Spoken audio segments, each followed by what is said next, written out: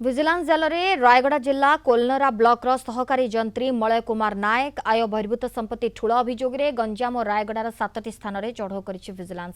सहकारी जंत्री Malay Kumar Nayak कोलनरा block रे कार्यरत ब्रह्मपुर लोचापड़ार 3 महला बिल्डिंग जगन्नाथ प्रसाद स्थित घर सह रायगड़ार भड़ा घर आदि 7टी स्थान में चढ़ऊ कर विजिलेंस टीम। विजिलेंस विभाग पक्षर 5 जन डीएसपी सहित 6 जन इन्स्पेक्टर और कर्मचारी चढ़ऊ में सामिल थे। चढ़ऊ बेले टंका बहु मात्रा सुना ठाब कर vigilance. Amulya Ratna Sahu Rayagada bureau head phone line रे जोड़ी होती। अमूल्य रत्न वर्तमान सुधा विजिलेंस टीम हाथ में कौन सब तथ्य हस्तगत है ये केते समय धरी ये रेड जारी रहिबो?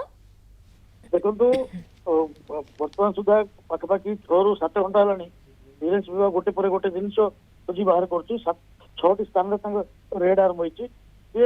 पूर्व रायगड़ा पूर्व ब्रह्मपुर में चाकरी करते गत 6 मास आसी जोग देते। जोग देवापर विरुद्ध में विजिलेंस विभाग निकट में अभियोग दाखल होता। ब्रह्मपुर में गोटे 2टी अभियोग दाखल होता। ये अभियोग को भित्ति कर विजिलेंस चढ़ाऊ आरंभ कर गोटे विराट बड़ प्लॉट आउ 2-3टी घर और कागज दस्तावेज सब मिली, सुना अलंकार मिली एवं टंका अल्प किछि मिली।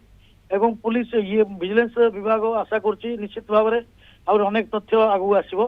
जेहेतु भिन्न भिन्न जगह 6टी जगह रेड चलछि एककालीन जना पड़िबो समस्तंकर को जगार कौन मिलला संध्या सुधा ये तथ्य जना पड़िजिवो। सोनाली धन्यवाद अमूल्य रत्न आपन सूचना पाए।